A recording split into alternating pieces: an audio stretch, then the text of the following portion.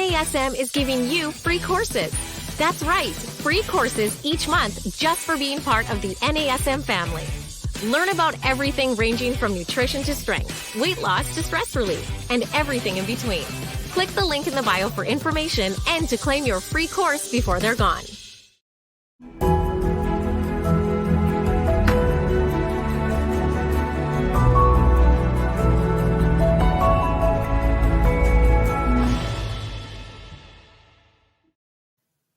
Hello, everyone, and welcome back to our Strong Mind, Strong Body podcast. I'm your host, Angie Miller, and today I am coming to you with a very, very special topic, and I have a very special guest. We are going to talk about promoting body positivity and healthy body image in the fitness industry. And I have a very special guest with me today. Her name is Abbey Griffith. She is an NASM CPT, and she is the owner of Clarity Fitness, which I believe is in Atlanta, Georgia. Is that right, Abbey? I'm going to bring you in and have you introduce yourself. Yep, that's perfect. Thank you so much for having me. It's in Atlanta, Georgia, technically Decatur, which is just east of Atlanta, but Atlanta works. All right, awesome. Well, Abbey, I think you're the perfect guest to deep dive into this topic with me. And in a nutshell, what Abbey and I are going to talk about is our unique role as fitness professionals in helping our clients to build body acceptance and to approach movement and exercise with this healthy mindset. So today, Abbey and I are going to deep dive into the difference between body positivity and positive body image. And we're also going to talk about how we can cue and coach our clients so that we can move from this acceptance or from this aesthetics-based industry and move toward more self-acceptance. What do you think? Do you think I encapsulated that pretty well, Abbey? You crushed it. That was perfect. All right. So, what I want to do is start by asking you, because I know that there is a difference between when we just talk about body image and then talking about body positivity. So can you help us all understand body positivity and just kind of give us a good working definition of that? Definitely. So first of all, thank you all so much for having me. I am so excited and so incredibly grateful that NASM is talking about this topic. Body positivity is a massive social justice issue that unfortunately is very loud and clear in the fitness space right now. So for NASM to be a part of this conversation and be bringing this to the forefront is massive and really going to help and change a lot of lives. Body positivity is really all about bringing attention to the marginalizations and unfortunately the discrimination of people in bigger bodies and disabled bodies. I am not in that community myself personally, so I am an ally for body positivity, and I want to give the mic to people who have been doing this work since the 60s.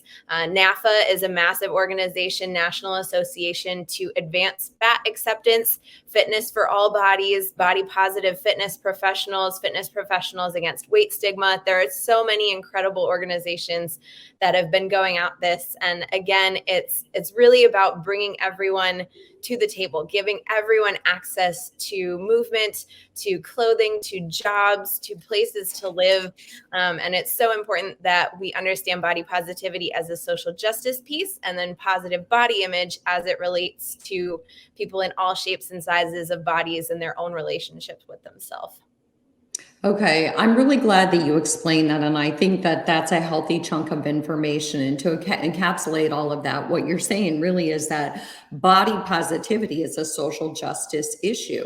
And it's about us in the fitness industry stepping up and embracing the social justice issue so that we can work toward marginalized and discriminated populations and really spotlight this and do what we can in the fitness industry. Did I get that right? Yeah, that's perfect. Definitely bringing them more access to movement and making movement work for them instead of trying to change them into working with how it's set up right now. And I'm glad you said that because I was going to go there next. I was going to ask you if we could have some concrete ways that we can do that in the fitness industry. And I think that that was a perfect explanation, is bringing movement, accommodating movement to them, not expecting them to accommodate movement, so to speak, or to, fit into stereotypical programs or whatever it might be. So kind of go with that a minute and help us better understand some easy access tools that we can conceptualize as fitness pros on how we can do this. Definitely. So education is first and foremost. Fitness for all bodies is very Googleable, and they are really great resources to check out actual steps of education and learning how to support differently abled and differently shaped and sized bodies. It's really important that we recognize as fitness professionals that a movement that might be easy for us, like standing with our feet together, it's not about discipline, it's not about willpower, it's not about shifting that pose to make it work. It's that it truly and biologically, in terms of how certain bodies are built, isn't possible. So that's one example of so many that we need to start to learn different options, not necessarily regressions, because that means one version is better than another, but just a completely different way to support movement, a different way to give people the opportunity to be in the driver's seat around exercise so that they can tailor their movement sessions to something that's most importantly fun for them, and then also something that their bodies can do, something that doesn't inflict pain on their bodies, giving us permission to give them the space to tell us what works and what feels good. And you know what I hear in there? I hear the word empowerment. I hear the word empowerment, and I also hear autonomy, making our workouts, fitting it to what works for our client, instead of, again, expecting our clients to fit into what we view as a good workout. So it's about giving them personal autonomy and empowering every individual that we work with to do workouts that feel good for their body. Definitely. That's incredible. And I also think that eating disorder informed therapists and non-diet based dietitians are great resources for this conversation too. Reaching out to people that understand this different approach to movement, this different approach to wellness, and really starting to learn how we can be teammates and not placing any of our judgments or our understanding of fitness on other people that might just frankly not work for them. So great resources there too. Yeah, I like the way that you're throwing out these resources, and I think we might have to give a good list of resources at the end before we head out of this actual podcast, because I do think that you're listing some really stellar resources. So again, I am talking to Abbey Griffith. She's an NASM CPT, and she is also owner of Clarity Fitness.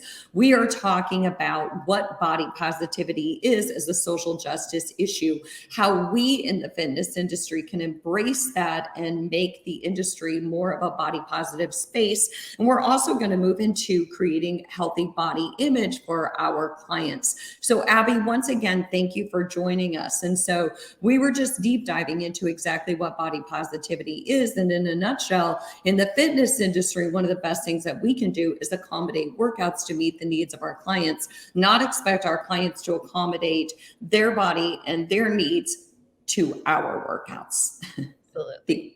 The opposite way. So, all that being said, Abbey, let's talk about if we could share some tips with trainers and instructors, some tips on how we can talk about body image and how to create healthy body image and body acceptance. Because I believe, as you explained, body image is more about our self-perception of our body, whereas body positivity is more of a social justice issue. And so let's talk about body image and the pivotal role that we play in the fitness industry, because over over the decades and throughout history, it feels like the fitness industry has been very, very focused on aesthetics. And so I find that there are certain companies out there that are doing such a better job of saying fitness is for all shapes and sizes and really promoting healthy body image among women, men, everybody out there. So make sure that I explain body image in a way that you would explain it. Definitely. I think that was great. I am big on body image work because my own personal story, I struggled with an eating disorder for a big chunk of my life. And a big part of my journey was chasing a number on a scale, chasing change in terms of how I saw myself and my body. And I had terrible body image, unfortunately. And the constant conversation is fixing, air quotes, fixing your body to fit this ideal appearance. And we're all fed this messaging constantly, whether we recognize it or not, from movies to social media to what's on the covers of magazines when we check out at the grocery store. Everything is telling us that there are tons of different things that we should be doing to change ourselves and change our appearance. So positive body image is recognizing where we're at today and giving ourselves grace, giving ourselves compassion for that. I truly believe that motivation never came from hating yourself. I think that motivation comes from a place of peace and empowerment. And if you choose to move more, if you choose to hang out with friends more, if you choose to shift your relationship with exercise, it's coming from a place of appreciation and care for yourself, not hate for yourself. So positive body image is all around that mental relationship. And when we leave that alone and we neglect positive body image, that is the breeding grounds for disordered eating and eating disorders and a toxic relationship with fitness, using movement to force change on ourselves or beat ourselves up or punish ourselves for what we did or didn't eat. And that's not what movement is for. I always tell clients that movement and fueling your body are two completely different pillars. We don't do one in order to allow for the other. We don't not do one and then have to shift the other. Movement is a great way to take care of yourself, and so is fueling. And when we start to separate those, instead of I had to work out after Halloween, or I better get my workout in before Thanksgiving, those are really, really sticky ways of punishing your body to allow for other types of behaviors. So we want to start to separate those and just focus on what our body needs, what we want, what feels good for us. And when we come from that place of empowerment and compassion, that's a big game changer. And I think the word empowerment and compassion are two key words, because again, body image is it's about personal autonomy. It's about how we feel inside of our own body. And that is a relationship that we create with ourselves. And it's a relationship that we want to foster in healthy ways by hanging around people who have a healthy relationship with their body and hanging around people who embrace us as we are and help us stay in that body acceptance frame of mind, and work with trainers and instructors who cue and coach using sending body image or body positivity messages. And that's what I think, what I want you and I to kind of talk about today is what are some of those messages. And you already kind of touched on some of those. Instead of going to the gym to punish yourself, it's going to the gym to embrace who you are and reward the fact that your body can move and see what it can do, see what you can do to feel better about yourself. So let's talk about some of those messages that we've all received over the years, and the way that we as fitness pros can shift the narrative and change the messaging that we're sending to our clients, because so many times we do it inadvertently. Come on guys, I know you ate a lot at Thanksgiving and we want to burn those calories.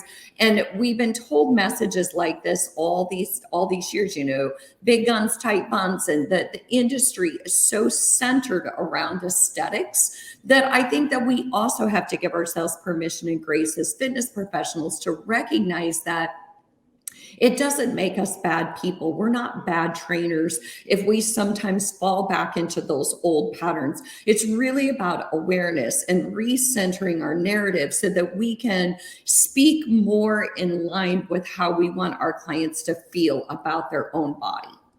What do you think? Absolutely.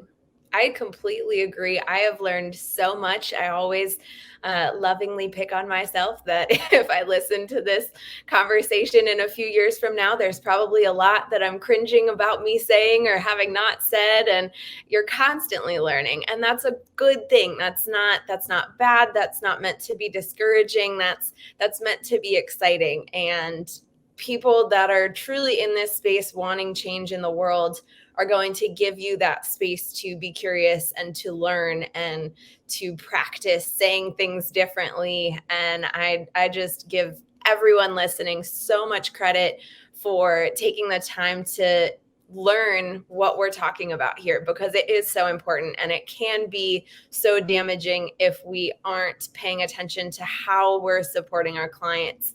But not to say that if you make something or say something in a way that you now know may not be as supportive, that there's anything wrong with you or that you're a bad professional. It's important to give ourselves grace in this space too. So thank you for saying that. That's very important.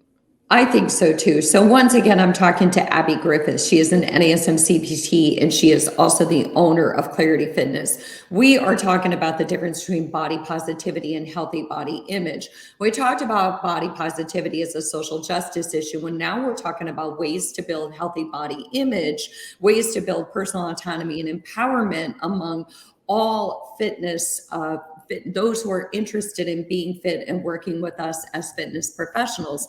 And so one of the things, Abbey, that you've been talking about is, and that we're both talking about, is how we as trainers and instructors can grow and learn, but coming from a place, not that we're shaming anybody as a trainer or an instructor, just like we don't want to shame our clients. We are learning and growing and we are evolving. The way that the industry started, the way that the industry continues to evolve, being very aesthetic based. If we say a cue about, come on, you guys, you ate too much, it's not about saying again that you're a bad trainer or that, you're doing something wrong. It's about saying this is learning opportunity to shift the narrative in the fitness space. We're all in this together. We all grew up hearing a certain narrative and we all have potential to grow and learn through this experience. So I think that's really important. And one of the things, Abbey, you talked about not, going to the gym to punish yourself, but to reward yourself. Another thing that I have been thinking about and reading about more is that a lot of times we give or we teach people to dress a certain way that is, quote, flattering for their body. And almost like clothing is meant to solve a problem. Like if you have a problem area in your body, you should dress like this. Or I see it a lot with age. And I take personal offense to it as a woman who, like all of us, is aging. And so this is what you should wear when you're this age. And it's talking about what is appropriate for us and how to flatter our body or how to fit into an age category. And I think it sends the message that we're supposed to hide imperfections, or we're supposed to hide the fact that we are an aging individual. And I think ideally clothing is meant to be a reflection of our personal style and our personal individuality and our personal autonomy. I think that all of us are entitled to the way that makes us feel good in the skin that we're in. And what if we replace the phrase of that's very flattering on you, which again is kind of almost insinuating that it's meant to hide perfections, to, hey, that's an awesome outfit. Absolutely. And I love thinking about challenging what we deem an imperfection as well. If weight is not good or bad, if we are working toward neutrality around all shapes and sizes of bodies, then there is no imperfection if someone's in a bigger body. It is the current state. It's like, I have blonde hair. It just is what it is. It's not good or bad. It's neutral. And so when we can shift the conversation about hiding imperfections, what imperfections? And really that may sound eye rolly, but when we really get down into it and when we really start to practice what we've been taught is wrong and challenge that and understand where that came from, understand how we can work on our own relationship of that being potentially wrong with us and challenge that and see if there's room for us to be at peace with whatever that may be. That's a really, really game-changing part of this work. And that really, really continues to perpetuate moving toward a more body positive and inclusive and just relationship with others and ourselves as it relates to shape and size of body. So there's not enough time on any podcast to dive into all of that, but there's some incredible work being done, and it's definitely worth diving into more to benefit yourself and others. Right, right. And the body neutrality is a key term because, like you said, if the body doesn't have any imperfections, then why would we wear clothing to, quote, hide imperfections that don't exist? Because body neutrality is ultimately the goal in how we view bodies. And so, what would be another cue or coaching tip that you could give to trainers and instructors, a very palatable tip to maybe consider and think about, not again from a place of shaming and blaming and pointing fingers, but a place of, hey, if we were to consider shifting the narrative in the fitness industry, these are some concrete ways we could all start. Definitely. So one of my personal favorites that we train the entire Clarity team on over at Clarity Fitness in Georgia is if someone comes and presents with a weight-related or appearance-related goal, we ask why. And it's really important to do that because we get to the root of what is actually the problem. When we let weight be the end all be all. Oh, when you lose weight, you'll be confident. Oh, when you lose weight, you'll be healthy. Oh, when you lose weight, you'll get the significant other or whatever that may be. We completely miss the boat of this concept of health at every size, which is central to body positivity as a social justice movement and positive body image. Health at every size means that you can be very, very healthy in a bigger body. You can be very, very healthy in a smaller body, and vice versa. You can be very unhealthy in a smaller body, as I know personally from my own relationship with an eating disorder, and you can be very unhealthy in a bigger body. But what our current fitness climate sometimes perpetuates is smaller bodies are always healthy, bigger bodies are always unhealthy. This isn't true.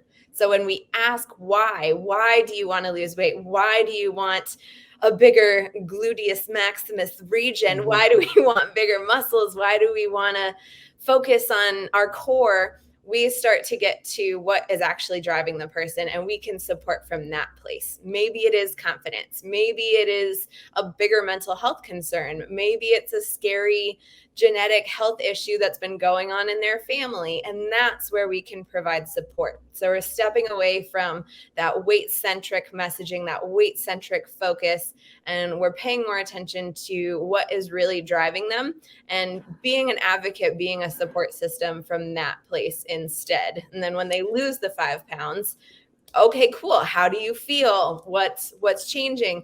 Maybe they don't feel a difference. And if we are so excited about them losing the 5 pounds, but we haven't actually made progress in what I really need is support with my confidence, my body image, we're missing the boat as resources for them. So it's really about providing that service.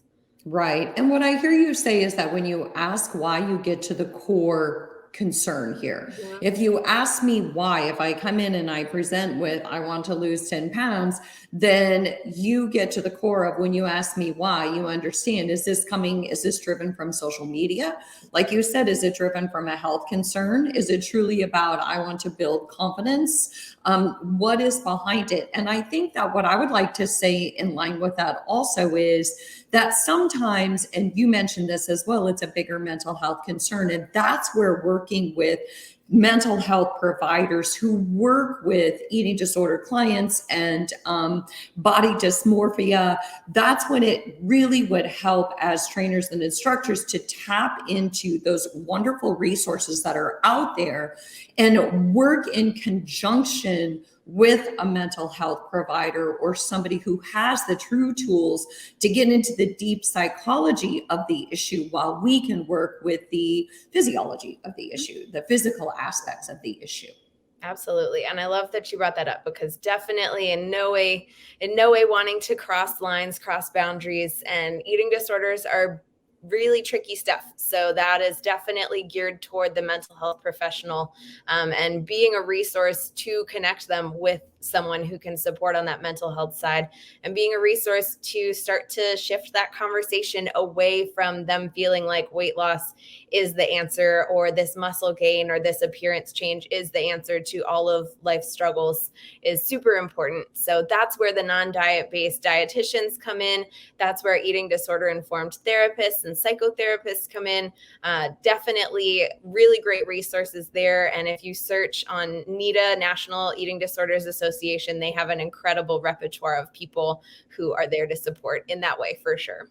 Absolutely. And so once again, I'm talking to Abbey Griffith. She is an NASM CPT and she's the owner of Clarity Fitness. And we are talking about body positivity and positive body image. And we are talking about how we as fitness professionals can shift the narrative in the fitness industry from being about aesthetics to being about healthy body acceptance. And so we're talking to instructors and trainers, not from a place of shame and blame and pointing fingers, but from a place of this is how we can all learn and grow. And that's why I wanted to invite Abbey on, is because she does work in the body positivity space. She does work with positive body image. And that's my goal here, is just to broach this subject and bring awareness to all of us so that we can all grow through this experience just a little bit at a time. Right, Abbey?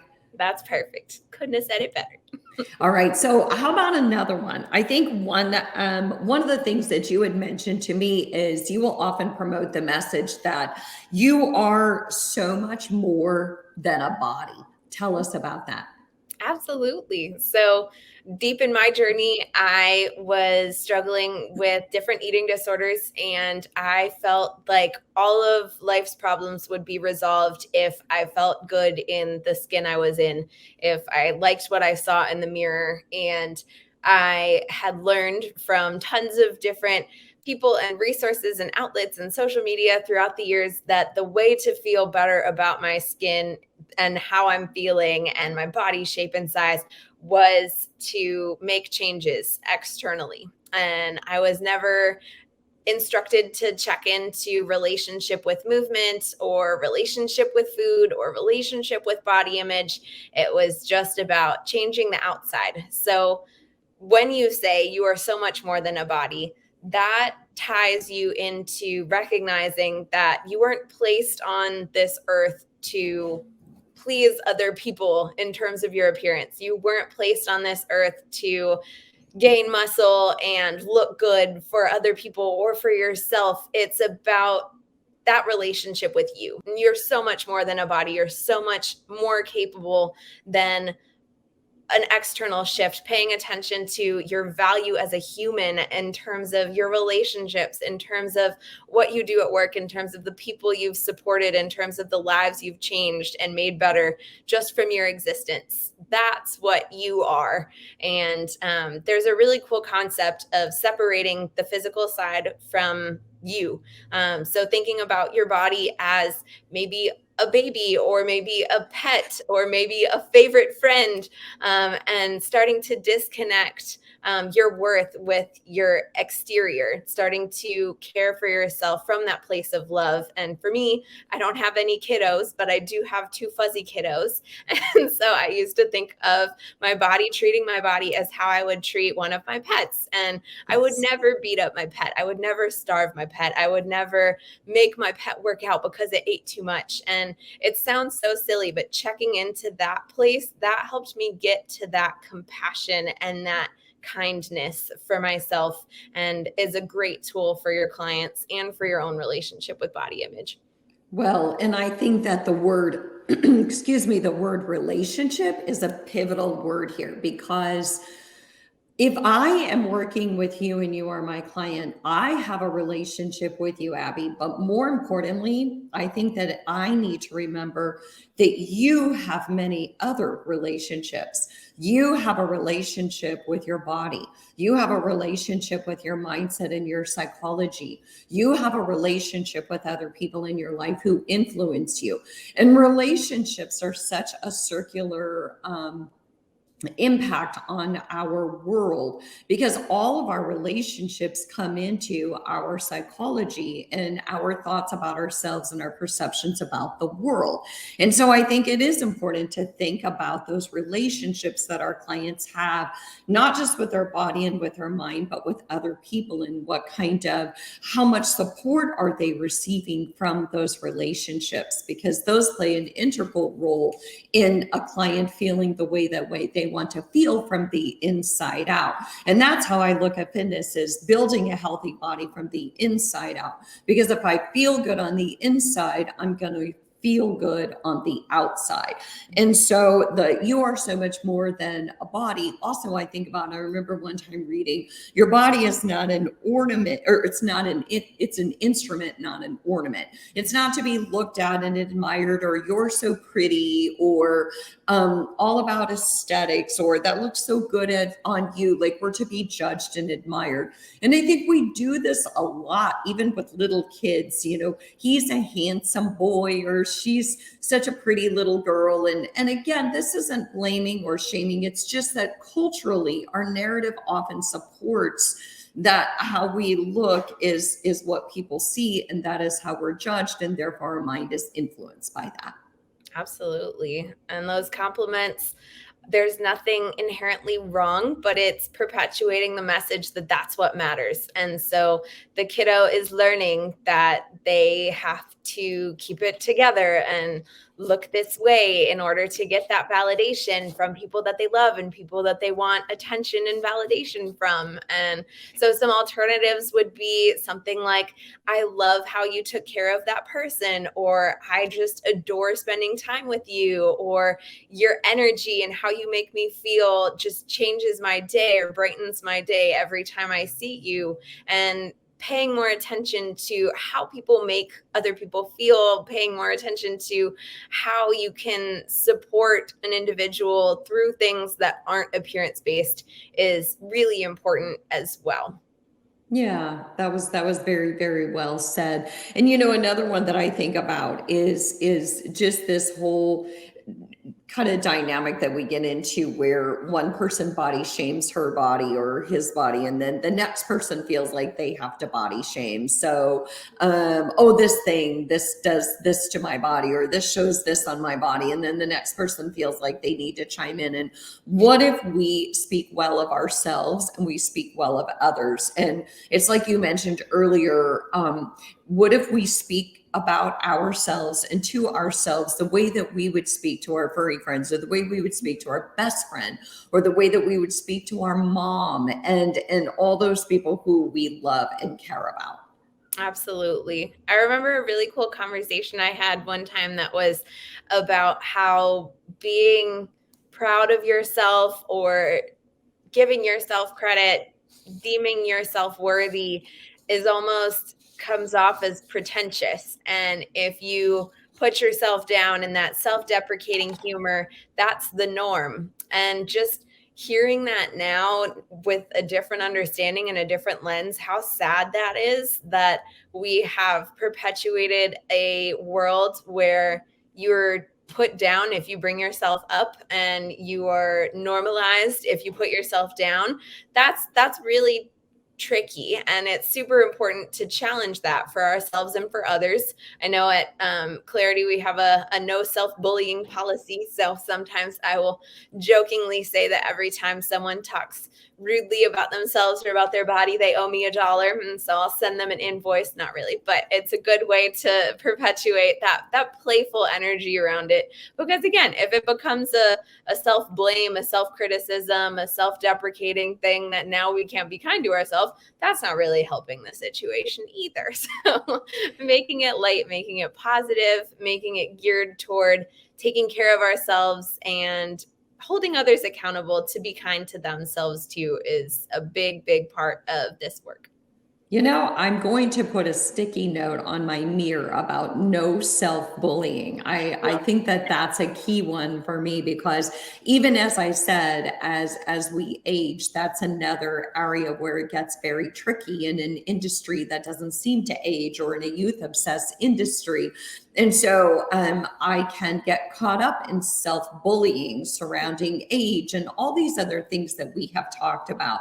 And so I, for one, am the first to be on the mic saying, look, I'm a work in progress. I filmed fitness videos way back in the day, and all of the narrative was around tight buns and big guns and all those other things. And this is what we grew up with, was these types of messages. So, and never do I want Abbey and I to be up on a pedestal saying, don't say this, don't say that, don't do that, don't do that. It's just more about bringing awareness to all of us from a place of self-compassion and giving all of us permission to grow and learn and navigate this space differently, so that we don't self-bully, and so that we don't inadvertently possibly bully someone else when we were not at all intending to do that.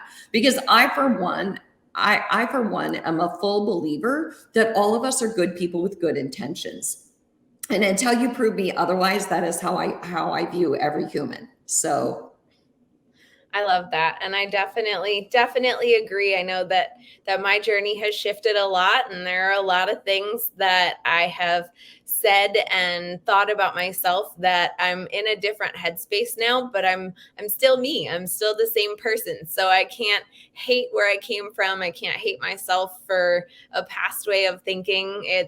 There's a different perspective now that resonates more with what feels good for me and aligns with my soul and my spirit and what I believe in and my values and how I want to come into the world and see other people in the world. But again, it was still me. It was a different version of a different headspace, but I can't hold tons of hate or blame, because that just gets me scared to learn more and scared to continue to shift into what feels good for me and what I believe can help other people. So I love that you shared that. Well, and here's the deal. If we are worried about other people and helping other people to grow, and our focus is on catching other people saying or doing the wrong thing, then we lose sight of how can I personally grow as a professional and as an individual. And so for me, it's always about where is my potential for growth versus energy spent finding other people making mistakes. So in this way, we can all lift one another up and grow together. So Abbey, what I would love is, before we go, is if you could, I know you wanted to talk about some of the education that you are offering at Clarity Fitness. So if you could take a minute to do that real quick before we go. And then also, if there's a quick recap of some of those resources, I know that everyone listening would truly appreciate that. Absolutely. It would be my pleasure. First and foremost, I want to send y'all to the work that Fitness for, like the number 4, All Bodies is doing. They are an incredible organization they have built their entire business around supporting people specifically in the fitness industry as they start to navigate a different relationship and a different perspective with the appearance-centric world that we're in. Fitness Professionals Against Weight Stigma has another really incredible resource pool of courses of different professionals that would absolutely love to sit down and talk with you. And also Body Positive Fitness Professionals is another really, really great organization that is so niched into the work that we're doing here in NASM and the work that we're doing to help shift this conversation over at Clarity Fitness. Again, Clarity Fitness is not at all the creator of body positivity. This movement and this work has been going on since the 60s and before. There are just so many resources that have really been a part of that game for the long haul. NAAFA is the National Association for Fat Acceptance, and that is a really, really incredible organization that is working to have these conversations, to bring this social justice piece to light. And they have been around for decades. So incredible work going on over there. The Body Positive is another great organization that does great work with education, tons of work in the school system. So if you're connected with any schools that may be interested in learning more and becoming even ambassadors of that program, as I am, that would be great. And obviously anything related to eating disorders, NEDA is the National Eating Disorders Association. They have tons of great resources if you or someone you know might be struggling. So I couldn't recommend them enough. And if y'all have any questions for me, y'all can reach me at my email at Abbey, ABBEY, @clarityfitness.com. And I would love to send more resources your way or answer any questions. But again, I want to give credit where it's due to the people that have been doing this long before me. So thank you all so much for listening. And I hope that those resources are super valuable for you.